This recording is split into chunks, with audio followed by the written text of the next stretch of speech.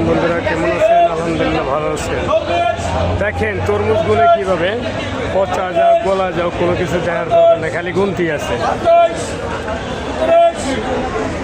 বুঝছেন?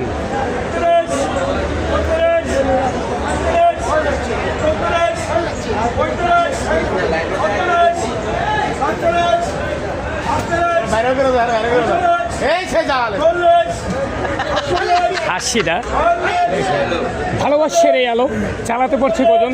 সবই তো মানুষ মন ভাঙ্গার গর্জন।